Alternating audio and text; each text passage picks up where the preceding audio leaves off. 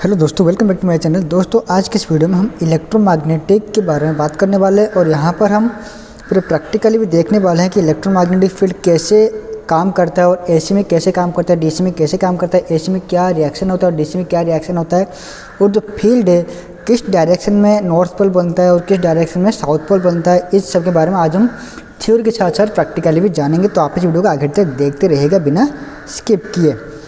तो दोस्तों, जो कि हमारा इलेक्ट्रोमैग्नेट हम जब बनाते हैं, जब भी हम एक मैग्नेटिक फील्ड जनरेट करते हैं इलेक्ट्रिकल सप्लाई के मदद से, तब हम क्या करते हैं कि आयरन के पीस के ऊपर हमें कुछ वाइंडिंग करना होता है। कुछ इस तरह से मैंने यहाँ पर जो वाइंडिंग किया हुआ है, यह आप देख सकते हो, ये कॉपर का वायर है जिसके ज़रिए मैंने यहाँ पर कुछ वाइंडिंग कर रखा है। तो यह रहा उसका थ्योरी। जैसे कि ये मैं लेता हूँ एक आयरन का पीस, ओके। तो यहाँ पर मैं भी कुछ कंडक्टर से इसको वाइंडिंग कर लेता हूँ, ठीक है।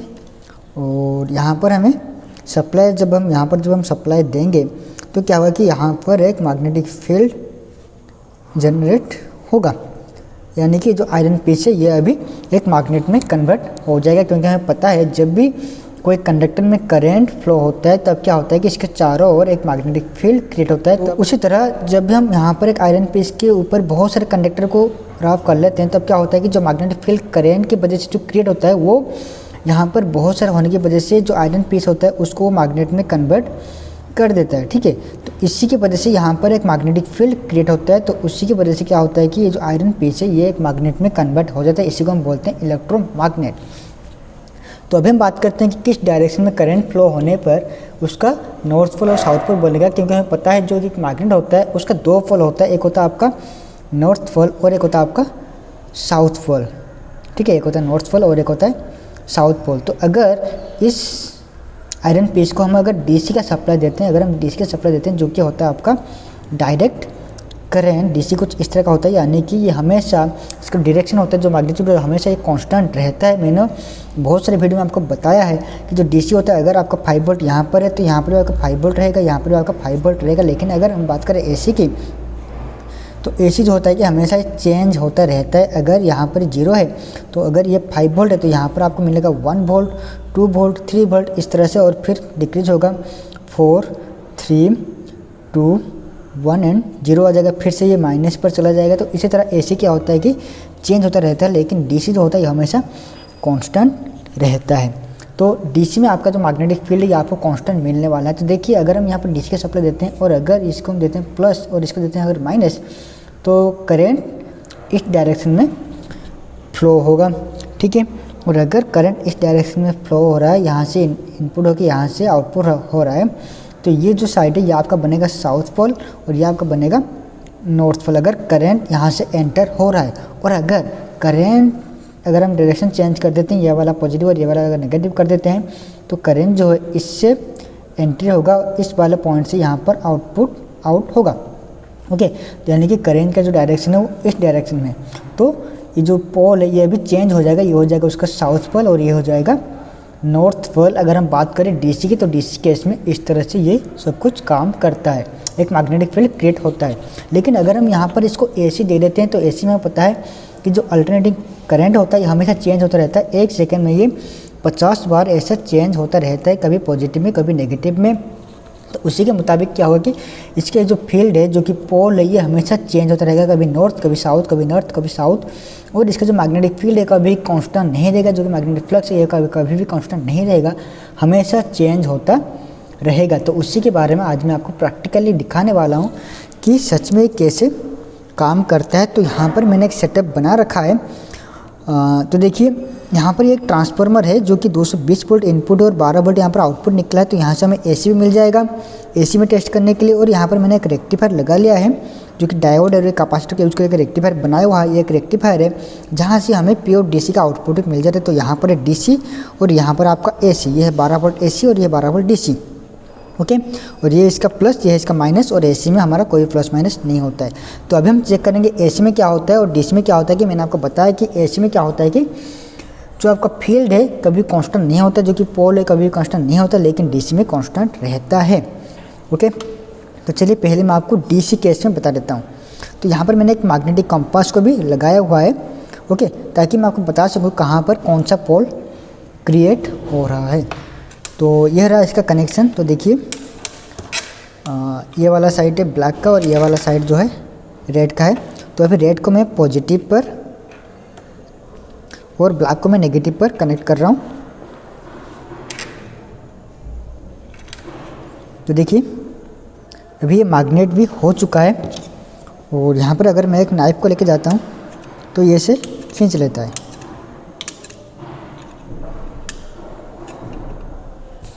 और यहाँ पर कोई भी हमिंग साउंड नहीं हो रहा, सुन सकते हो आप।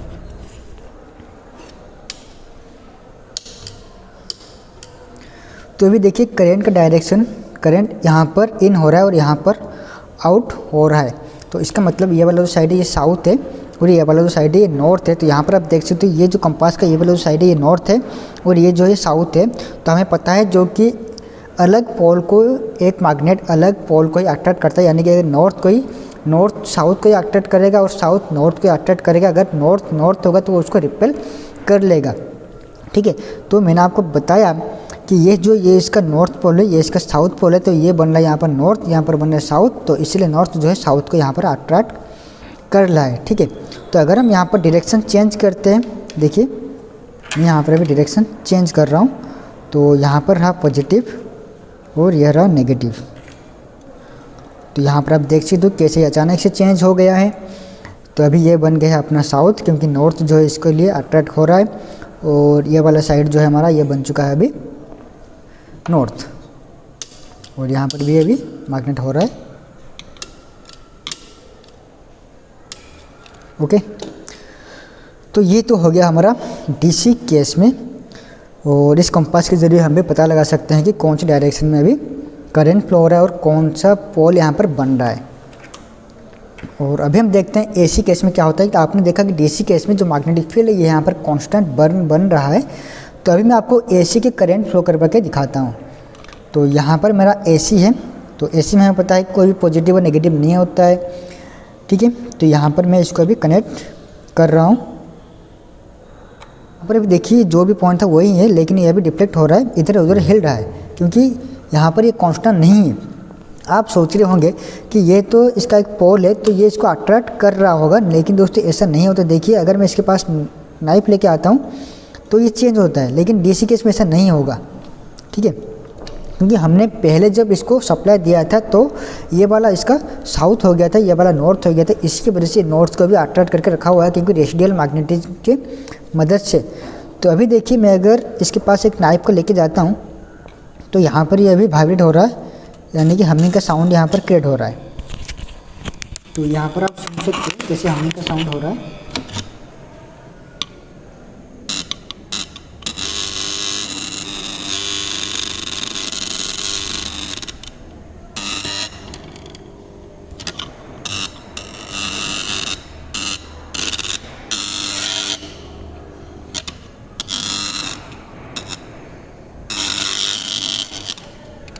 लेकिन दोस्तों डीसी केस में कोई भी हमिंग नहीं होता है, क्योंकि डीसी जो होता है वो कांस्टेंट होता है, लेकिन एसी जो होता है कभी भी कांस्टेंट नहीं होता है। देखिए यहाँ पर ये अभी इसको अट्रैक्ट कर रहा है, यानी कि नॉर्थ जो है यहाँ पर आप सोच रहे हो कि साउथ बन चुका है, लेकिन दोस्तों नहीं है। क्योंकि पहले जब हमने इसको डीसी सप्लाई दिया था तो ये वाला बना था साउथ, ये वाला बना था नॉर्थ। तो उसी की वजह से क्या होता है कि ये कुछ रेसिडुअल मैग्नेटिज्म की वजह से ये अभी भी उसको अट्रैक्ट कर रहा है। तो चलिए मैं आपको थोड़ा और एग्जाम्पल देकर समझाता हूँ। तो देखिए मैं अभी यहाँ पर इसको डायरेक्शन चेंज कर लेता हूँ। सॉरी, तो देखिए अभी यहाँ पर ये बन चुका है नॉर्थ, ये बन चुका है साउथ, यानी कि ये अभी साउथ को अट्रैक्ट कर रहा है। ये वाला साउथ पोल, तो ये अभी साउथ को अट्रैक्ट कर रहा है। ठीक है, तो ये अभी साउथ को अट्रैक्ट कर रहा है। तो पहले क्या था ये नॉर्थ को अट्रैक्ट कर रहा था। तो अभी देखिए मैं अभी इसको एसी पर कनेक्ट कर रहा हूँ। देखिए ये अभी एसी पर ही कनेक्ट करने के बाद देखिए वही डायरेक्शन में अभी ये दिखा रहा है, क्योंकि जब भी हमने इसको डीसी सप्लाई दिया था तो ये बन गया था कौन सा आपका, ये बना था आपका साउथ और ये बना था आपका नॉर्थ। तो इसी की वजह से ये जो उसका अपोजिट पोल था उसको वो अट्रैक्ट कर रहा था। तो पहले जो केस था ये इसको अट्रैक्ट कर रहा था क्योंकि यहाँ पर उसका अपोजिट पोल यहाँ पर बना था। तो अभी देखिए ये इसको अट्रैक्ट कर रहा है क्योंकि अभी इसका जो अपोजिट पोल यहाँ पर बन चुका था इससे पहले, तो इसीलिए कुछ रेसिडुअल मैग्नेटिज्म की मदद से ये इसको अट्रैक्ट कर रहा है। तो यहाँ पर DC नहीं है, यहाँ पर AC है। तो AC में कभी भी कांस्टेंट नहीं होता है ड्यू टू ये अल्टरनेटिंग इन नेचर होता है। ठीक है,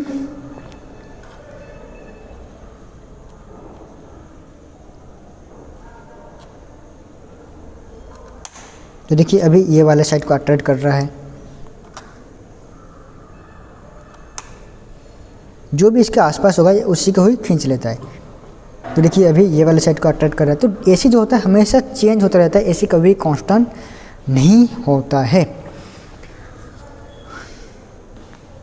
और यहाँ पर आप महसूस भी कर सकते हो, अगर आप घर पर भी बनाना चाहते हो तो बना करके देख सकते हो। जैसे ही आप इसके पास कुछ भी लेके जाते हो तो ये वाइब्रेट करने लगता है, क्योंकि मैंने आपको बताया AC जो होता है कभी भी कांस्टेंट नहीं होता है, AC हमेशा चेंज होता रहता है।